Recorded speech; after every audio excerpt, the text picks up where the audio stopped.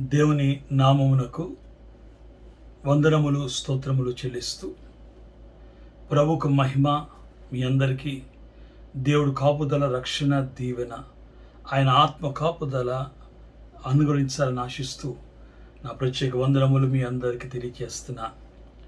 ఈ భయంకరమైన విపత్తు కాలములో మీరు ఇలాగ టీవీ ముందు కూర్చొని దేవుని వాక్యం వినడానికి ఆసక్తి చూపించినందుకు మీకు నా ప్రత్యేక వందనములు తెలియజేస్తున్నా. మరి దేవుని వాక్యాన్ని జాగ్రత్తగా విందాం. ఎందుకంటే ఒక ప్రక్కన భయంకరమైన పరిస్థితులు ఉన్నప్పటికీ లోకం మీదకి దేవుని ఆత్మ కుమ్మరింపు కూడా అలాగే కనపడుతుంది. భక్తిహీనులు ఉన్న కాలములో భక్తి పరులు కూడా అధికంగా సిద్ధపరచబడుతున్న కాలం ఇది. కనుక ఈ కాలంలో ప్రతి వారికి కూడా దేవుని ఆత్మ నింపుదల చాలా అవసరము.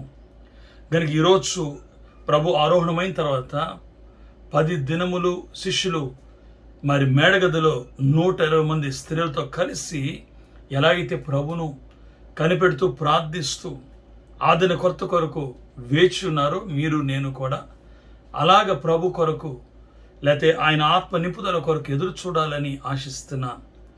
కాబట్టి ఈ ప్రత్యేక సమయంలో పరిశుద్ధాత్మ కుమ్మరింపు గురించి కొన్ని సంగతులు మీతో పంచుకోవాలని ఆశిస్తున్నా. వాక్యం చదువుకుందాం. పరిశుద్ధ గ్రంథములో నుండి అపోస్తుల కార్యములు 2వ అధ్యాయము 17వ వచనాన్ని చదువుకుందాం. అపోస్తుల కార్యములు 2వ అధ్యాయం 17వ వచనాన్ని చదువుకుందాం. అంచె దినముల యందు నేను మనుషులందరి మీద నా ఆత్మను కుమ్మరించెదను. నీ కుమారులను నీ కుమార్తెలను ప్రవచించెదరు. మీ యవనులకు దర్శనములు కలుగును, మీ వృద్ధులు కలలు కందురు. చిన్న ప్రార్థన చేసుకున్న వాక్యం కొరకు. పరిశుద్ధుడా దయగలిగిన మా తండ్రి, ఇదిగో నీ బిడ్డలు నీ వాక్యాన్ని వీక్షిస్తుండగా ప్రతి వారిపైన నీ ఆత్మ కుమ్మరింపును, నీ ఆత్మ ఆదరణ అనుగ్రహించి ఈ భయంకర పరిస్థితులలో కూడా మేము జయించడానికి సామర్థ్యతను, అలాగే నీ ఆత్మ నింపుదల బట్టి కలిగే ప్రతి శోధన పాప నుండి జయమును అనుగ్రహిస్తూ మమ్మలను నీ ఆత్మచేత అలంకరించి సిద్ధపరిచి నీ రాకడకు మేము ఎత్తబడి ధన్యత అందించమని వాక్యమైన యేసు నామములో మిక్కిలి బ్రతిలాడి వేడుకొనుచున్నాము తండ్రి, ఆమేన్.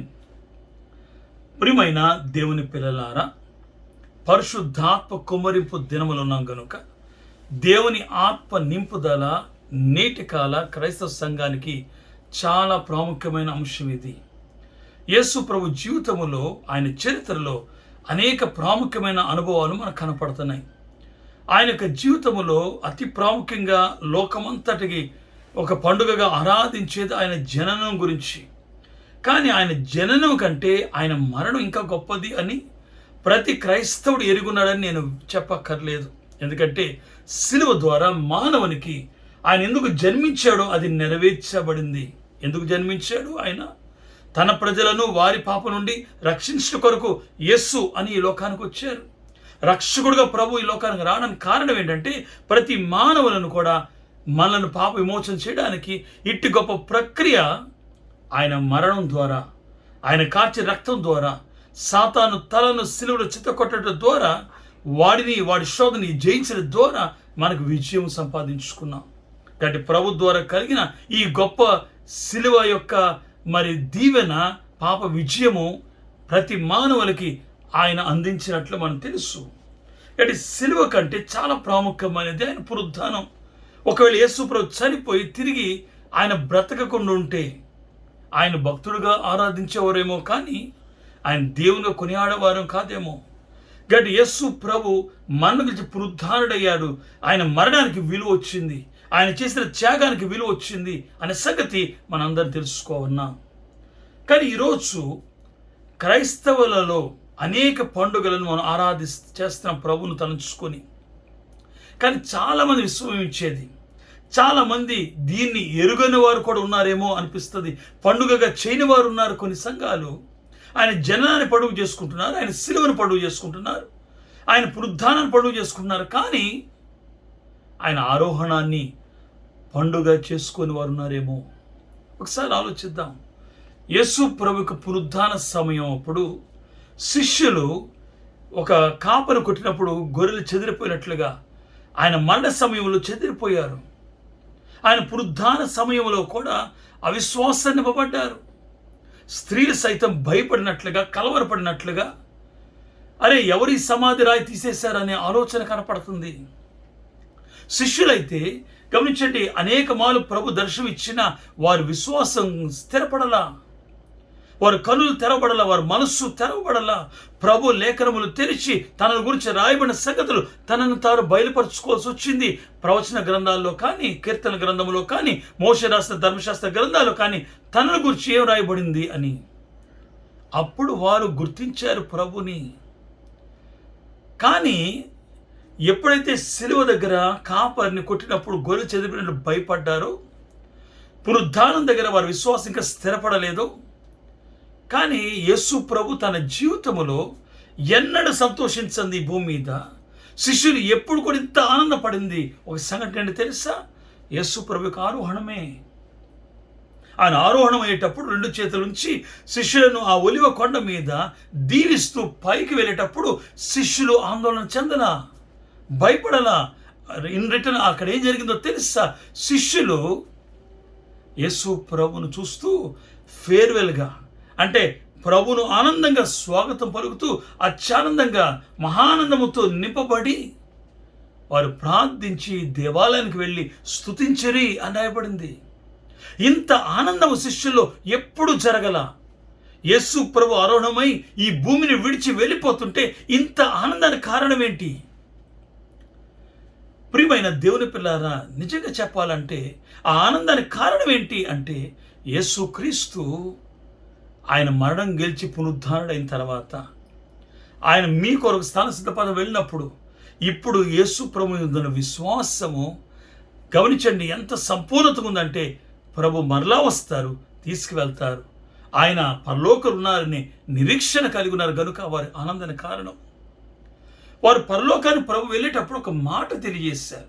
ఏమన్నారంటే, మీరు గృహాలకు కానీ వ్యాపారంకి వెళ్ళక ఇదిగో దేవాలయానికి వెళ్ళండి, ఇదిగో మెడగదిలో కూర్చోండి, ఇదిగో మీరు కూడుకొని ఎడతెగక ప్రార్థించండి, ఇదిగో మీ కొరకు ఆదరణకర్తను పంపిస్తున్నానని, పరిశుద్ధాత్మలు మీరు బాప్తిసం పొందుతారు, నీటి ద్వారా అందుకున్న యోహాను ద్వారా బాప్తిస్తాను కంటే ఈ ఘనమైనది మీరు సంపాదించుకుంటారు ప్రభు చెప్పినప్పుడు ప్రభు మాట తూచ తప్పకుండా వారు నెరవేర్చారు. వారు వెళ్ళి దేవాలయములో, అనగా దేవాలయం కంటే గొప్ప దేవాలయం ఉన్న మేడగదిలో, ఎందుకు ఆ మాట అన్నానో తెలుసా?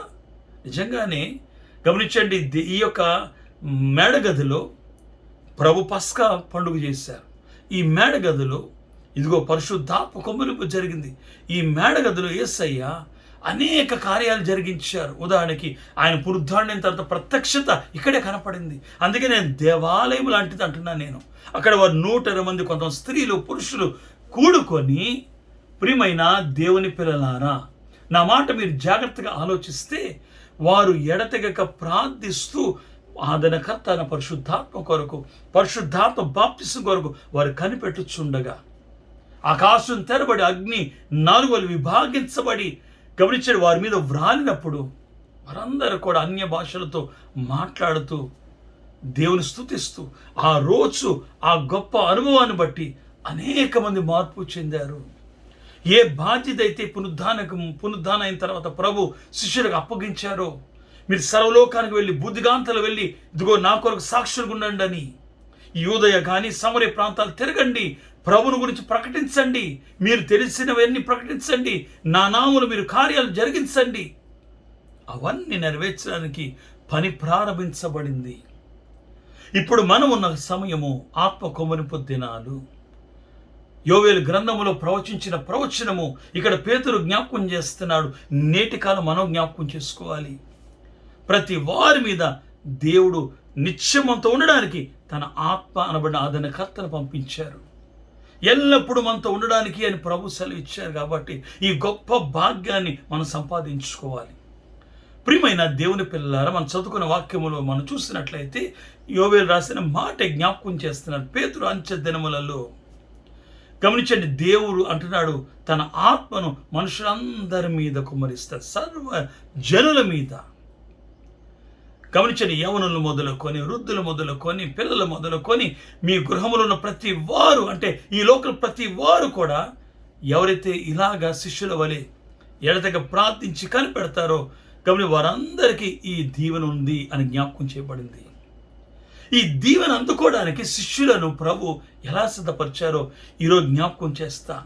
ఈరోజు మీరు కూడా ఇలా కనిపెడితే తప్పనిసరిగా పరిశుద్ధాత్మ చేత నింపబడతారు.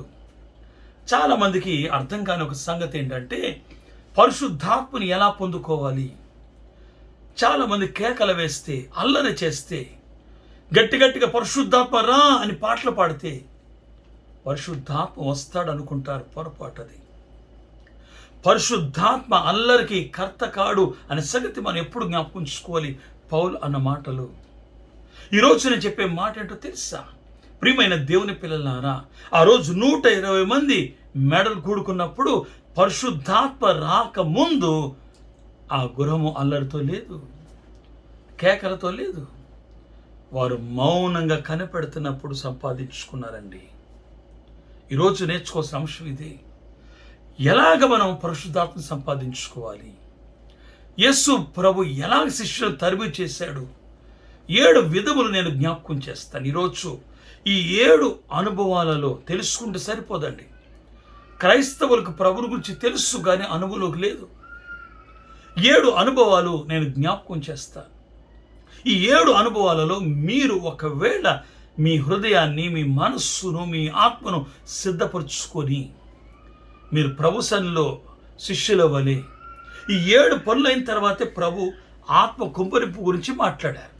కాబట్టి ఈ 7 అనుభవాల తర్వాత నీకు నాకు కూడా ఆత్మ కుమ్మరింపు జరగడానికి చాలా చక్కటి అనుభవం కనపడుతుంది. కాబట్టి ఇది గ్యారంటీ అనుభవం అంటే ప్రభు నేర్పించింది. కాబట్టి ఈరోజు ప్రభు మాట నేను జ్ఞాపకం చేస్తాను. ఈ 7 అనుభవాలలో మీరు సిద్ధపడితే మీరు కూడా పరిశుద్ధాత్మను సంపాదించుకోవడానికి సిద్ధపడతారు. ఏంటి ఆ 7 అనుభవాలు? మొట్టమొదటిది, ప్రియమైన దేవుని పిల్లలారా, యేసు ప్రభు జీవితంలో ఉన్న చాలా ప్రాముఖ్యమైన సంఘటనలు మీ ముందు అందిస్తాను. ప్రభు తన శిష్యులు ఎలా తెలియజేశారు? మొట్టమొదటిది, యేసు ప్రభును గురించి పాత నిబంధన గ్రంథములో రాయబడిన అనేక సంగతులను మనం ఎరిగి ఉండాలి.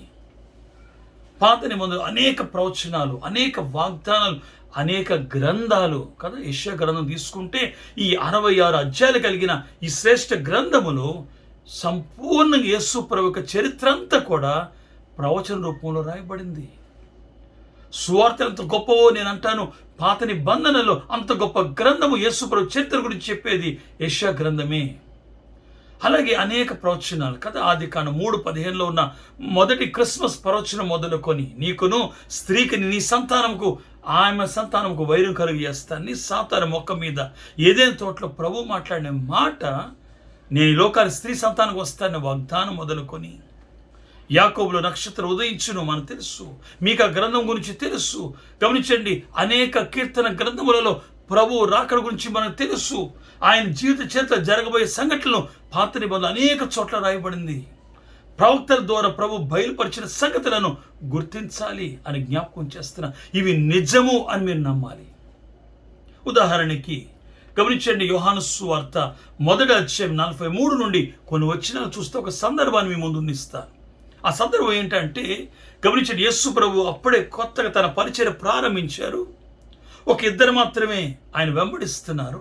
ఇప్పుడు 3వ వ్యక్తిని ప్రభు ఆహ్వానించారు. ఆయన పేరు ఫిలిప్పు. గమనించండి, ఫిలిప్పును ప్రభు సంపాదించుకొని నన్ను వెంబడించమన్నప్పుడు ఫిలిప్పు నతానయేలు కనుక్కున్నాడు. నతానయేలుతో చెప్తున్నాడు, మనం ఇప్పటివరకు ఎదురు చూస్తున్నామే మెస్సయ్య గురించి. ఏ ప్రవక్తలు అయితే చెప్పారో ఆయన నేను కనుగొన్నానయ్యా, చూశానయ్యా. ఆయన నజరేతు వాడని యేసు అంటే నజరేతులోంచి మంచిది ఏదైనా వస్తుందా అని నతనయేలు అడుగుతున్నాడు. ప్రభు దగ్గరకు వచ్చి నతనయేలుతో ప్రభు అన్న మాట ఏంటి తెలుసా?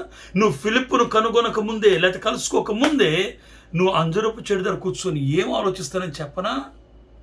దేని గురించి నీ యొక్క ప్రణాళిక అన్నప్పుడు ఆశ్చర్యపడు, నిజమే, ఈయన నిజంగా ఆ మెస్సయ్యే, ఈయన నిజంగా మనం ఎదురు చూస్తున్న ఆ వ్యక్తి ఈయనే అని ప్రవచనములో రాయబడిన సంగతులు యేసు ప్రభు నెరవేర్చబడినని గుర్తించి ప్రభువును వెంబడించి ఈయన నిజంగా దేవుని కుమారుడు అన్నాడు ఆ రోజు. అంటే పాత నిబంధనలో ఉన్న సంగతులు మీరు తెలుసుకొని నమ్మి విశ్వసించి అనుభవం తెచ్చుకుంటే మీకు పరిశుద్ధాత్మ కొరకు సిద్ధపాటు కలుగుద్ది. మొదటి పునాది లాంటిది ప్లాట్ఫామ్ ఇదే.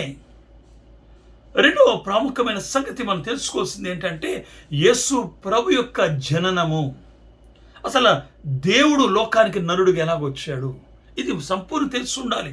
యేసయ్య పుట్టాడు, క్రీస్తు పుట్టిన, హల్లెలూయా అంటే కుదరదు.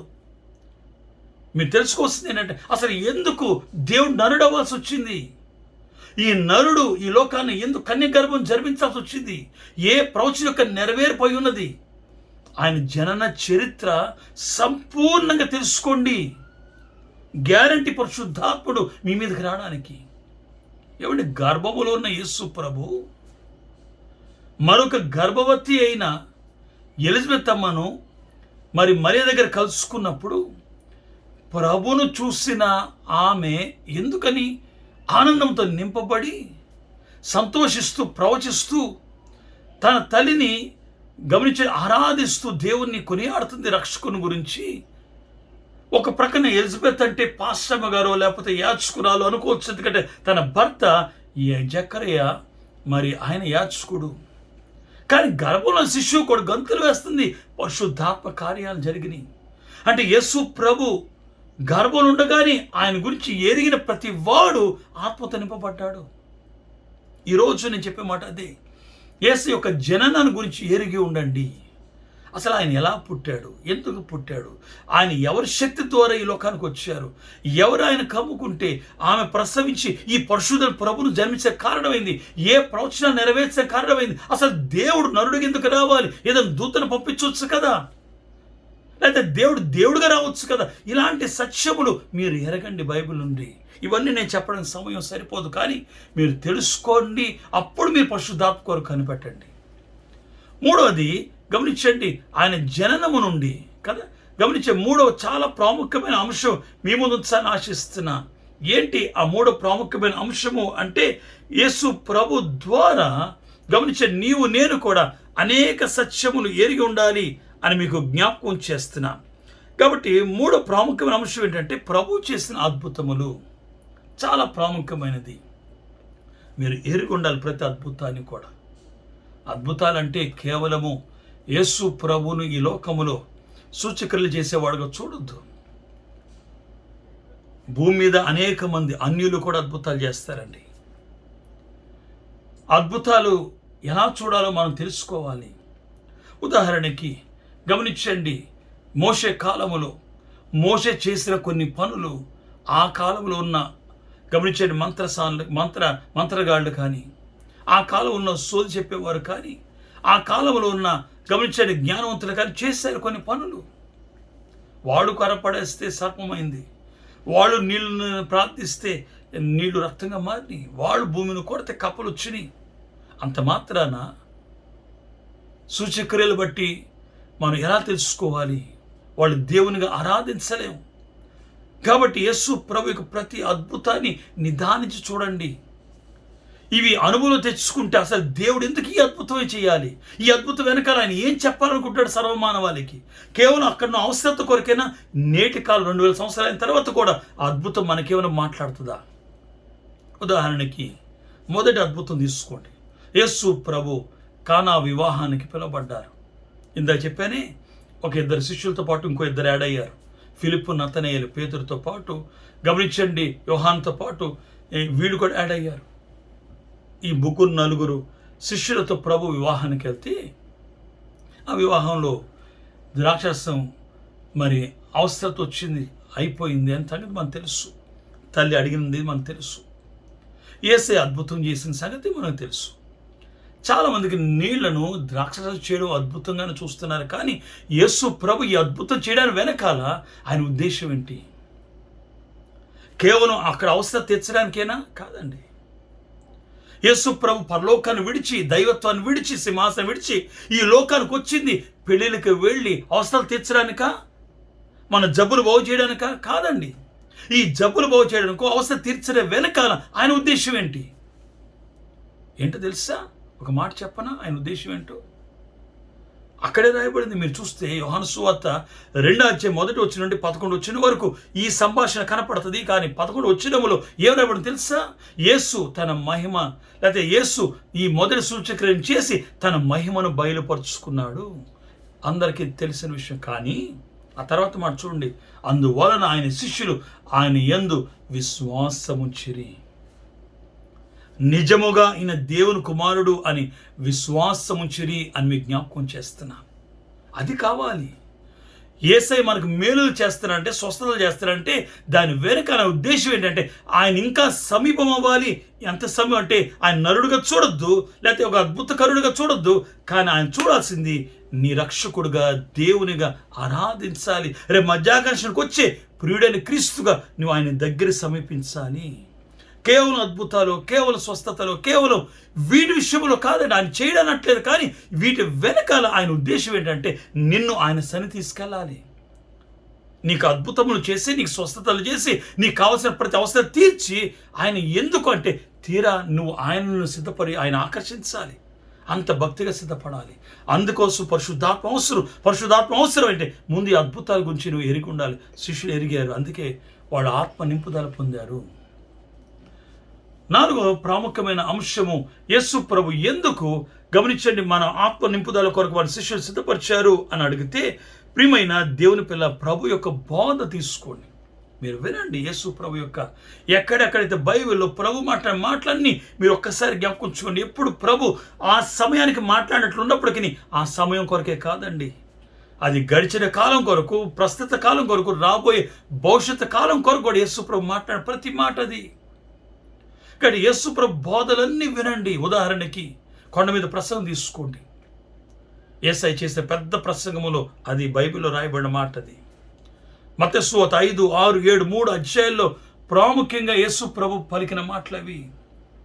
కనుక ప్రియమైన దేవుని పిల్లలారా, ఈ అధ్యాయంలో మనం చూసినప్పుడు, ఈ 3 అధ్యాయాల ప్రభు యొక్క ప్రసంగం చూసినప్పుడు అనేక సత్యములు, ధన్యతల గురించి ఎలా ప్రభు మాట్లాడారు, వాటిలో వెనకాల ఉన్న ప్రవచనం ఏంటి, ప్రభు యొక్క బోధ ఏంటి, ప్రస్తుత కాలానికి అవి ఎలా నెరవేర్చబడి, రానున్న కాలంలో అవి ఎలా నెరవేర్చబడతాయి, 10 ఆజ్ఞల గురించి ప్రభు ఎలా వివరించారు, ఆయన ధర్మశాస్త్ర నెరవేర్చేవాడా కొట్టివేసేవాడా మనకు అర్థమైపోద్ది. కాబట్టి ఆయన యొక్క ఆలోచన మీరు గుర్తించాలంటే ప్రభు బోధలు తెలుసుకుంటే అప్పుడు మీకు పరిశుద్ధాత్మకు మీ హృదయ మార్గం సరళమైంది, ద్వారాలు తెచ్చుకున్నట్లయింది. అలాగే ప్రియమైన దేవుని పిల్లలారా, 5వ ప్రాముఖ్య అంశం, మీరు పరిశుద్ధాత్మను సంపాదించుకోవాలంటే యేసు ప్రభు యొక్క శ్రమలు, యేసు ప్రభు యొక్క శిలువ, యేసు ప్రభు యొక్క మరణం గురించి ఎరిగి ఉండాలి.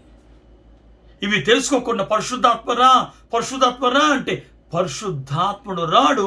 ఒకవేళ వస్తే అది దురాత్మ ఉంటుందేమో, లేదా నీ సొంత ఆత్మ ఉంటుందేమో చూసుకోండి. పరిశుద్ధాత్మ నీలోకి రావాలంటే యేసు ప్రభు గురించి మీకు ఎరిగి ఉండకపోతే ఆయన రాడు. ఎందుకంటే ఆయన నీకు బయలుపరిచే ప్రతిదీ యేసయ్య ఆల్రెడీ మీకు బయలుపరిచిందే చెప్తారు. ఆయన క్రొత్తగా ఏది తెలియచేయడండి. యేసు ప్రభు ఈ లోకములు ఏది బోధించాడో, ఏది నెరవేర్చమని చెప్పాడో వాటిని నీకు అర్థమయ్యేటట్లుగా బోధించి నీకు సహాయపడి నిన్ను సిద్ధపరుస్తారు ఆయన బోధ ఎందే. కాబట్టి యేసు ప్రభు యొక్క శ్రమల గురించి ధ్యానించండి, యేసు ప్రభు యొక్క శిలువను గురించి ధ్యానించండి, యేసు ప్రభు యొక్క మరణం గురించి తెలుసుకోండి. అసలు ఎందుకు ఆయన శ్రమ పడాలి, ఎందుకు ఆయన రక్తం చిందించాలి, ఎందుకు ఆయన శిలువలో మరణించాలి, ఆయన మరణం ద్వారా మన మరణం ఏమన్నా మార్పు చెందిందా? చూడండి, మన మరణం కొట్టివేయబడింది. ఎందుకు తెలుసా? ఆయన మరణం అసలు మరణాన్ని మరణింపచేసి మన మరణమును జీవముగా మార్చేసింది. ఎంత దీవెన! ఇది తెలుసుకున్నప్పుడు, ఇది అనుభవం తెచ్చుకున్నప్పుడు పరిశుద్ధాత్మకు మరింత దగ్గర అవుతారు. ఆయన రావడానికి అనుకూల పడుతుంది నీ హృదయము. అలాగే యేసు ప్రభు యొక్క పునరుద్ధానం గురించి తెలుసుకోండి. ఇది 6వది నేను జ్ఞాపకం చేస్తున్నాను. యేసు ప్రభు యొక్క పునరుద్ధానం గురించి నువ్వు తెలుసుకుంటే ఖచ్చితంగా ఆయన ఎందుకు మరణం గెలిచాడు, ఎలా గెలిచాడు, ఆయన లేపింది ఎవరు, ఆయన శరీరం మట్టిది ఏమైంది, ఎలాగ రూపాంతరం చెందాడు, ఎలా ప్రత్యక్షపరుచుకున్నాడు, ఆయన మహిమ దేహము మనకి ఏం నేర్పిస్తుంది. ఇది తెలుసుకున్నప్పుడు పరిశుద్ధాత్మకు మరింత సమయం అవుతారండి. చివరిగా నేను ఒక మాట చెప్తున్నాను, 7వది ఆయన యొక్క ఆరోహణం తెలుసుకోండి. యేసు ప్రభు పరలోకాన్ని కన్నులు ఎదుట ఒలివ కొండ మీద ప్రభు తీసుకెళ్ళి వారు చూస్తుండగా ఆయనకు పరలోకాన్ని ఆరోహణమై ఇదిగో ఒక మేఘం వచ్చి ఆయన కమ్ముకొని తీసుకొని వెళ్ళింది. ఇప్పుడు నా మాట జాగ్రత్త ఆలకించారు. ఈ 7 అనుభవాలలో మిమ్మల్ని మీరు సిద్ధపరచుకొని ఇప్పుడు ప్రభు ఎప్పుడు శిష్యులు ఈ విషయంలో సిద్ధపడ్డారు, ఇప్పుడు ప్రభు వారిని ఏం చేశారు తెలుసా? ఇప్పుడు ఆదరణ కొరత కనిపెట్టండి. ఇవి నేర్పించకుండా ఆయన చెప్పలేదండి. ఈ మాట ముందు చెప్పొచ్చు, చెప్పలా. ఆయన ఉన్నప్పుడు చెప్పొచ్చు, చెప్పలా. ఎందుకు తెలుసా? 2 కారణాలు. ఒక కారణం ఏంటంటే శిష్యులు ఇవన్నీ సిద్ధపడాలి. రెండో కారణం ఏంటంటే నేను వెళ్తేనే కానీ తండ్రి ఆదరణకర్త పంపించడం. కాబట్టి 7 అనుభవాలు వారు సిద్ధపరిచి ఇప్పుడు మీరు ప్రార్థించండి, కనిపెట్టండి అనగానే వాడు ఆ పని చేశారు. ఆత్మ నింపుదల పొందుకున్నారు. ఆకాశం తెరబడింది. ఇదిగో అగ్ని నాలుకలు విభాగించబడింది. ఒక్కొక్కరి మీద వ్రాలగా మనందరూ పరిపూర్ణమైన ఆత్మను సంపాదించుకున్నారు. ఒక మాట చెప్పి నేను ముగిస్తాను. నీవు కూడా ఇలా సంపాదించుకో పరిశుద్ధాత్మను. మన జీవితంలో పరిశుద్ధాత్మ పరిపూర్ణత సంపాదించుకోలేకపోతే రేపు ప్రభు రాకడికి ఎత్తబడలేము, మేఘం వెళ్ళలేమండి. మన బలము, మన జ్ఞానం సరిపోదు ప్రభు దగ్గరికి వెళ్ళడానికి. మన భక్తి కూడా సిద్ధపడాలంటే ఆత్మ సహాయం అవసరం. ఈ కోవిడ్ కాలంలో, ఈ పరిస్థితుల్లో మీరు ప్రభువును సహాయం సంపాదించుకోండి. వాక్యాన్ని ఎక్కువ బాగా చదవండి, ఎక్కువ ప్రార్థన గడపండి, పరిశుద్ధాత్మ ప్రతి విషయంలో సహాయం అడగండి. చివరికి ఆత్మ నింపుదల కొరకు ఆత్మ సహాయాన్ని అడగండి. మీరు తప్పనిసరిగా పరిశుద్ధాత్మ నింపుదల కలుగుతారు. ఏ వైరస్ మనని హాని చేయదు, ఏ బలహీనత మన దరికి చేరదు. మనము మన కుటుంబాలు రక్షించుకుని వారవుతాం. ఆయన రెక్కల కింద ఆశ్రయం సంపాదించుకుంటామండి. అది ప్రియమైన దేవుని పిల్లలారా, ఈ భయంకర కాలములో మన గదులలో ఉండి, గృహాలలో ఉండి బయటికి రాని కాలములో మీరు అంతైన క్షేమకరమైంది సన్నిధి గదిలోకి వెళ్ళండి, ప్రార్థన గదిలోకి వెళ్ళండి. నిత్యం ప్రార్థించి కనిపెట్టి ఆత్మ నింపుదల పొందుకొని జయం సంపాదించుకుందాం. అట్టి ఆత్మ కొమ్మనింపు దీవెన దేవుడు మీ అందరికి అనుగ్రహించును గాక. చిన్న ప్రార్థన చేసి మనం ఈ కార్యక్రమం ముగించుకుందాం. పరిశుద్ధుడా, దైవ తండ్రి, నీ బిడల పైన నీ ఆత్మ కుమ్మరింపించి శరీరాత్మ కావలసిన భద్రత, క్షేమమును, అభివృద్ధి కలిగించమని యేసు నామములో వేడుకొంచున్నాము తండ్రి. మీ అందరికీ నా ప్రత్యేక వందనములు తెలియజేస్తున్నాను. మరణాత.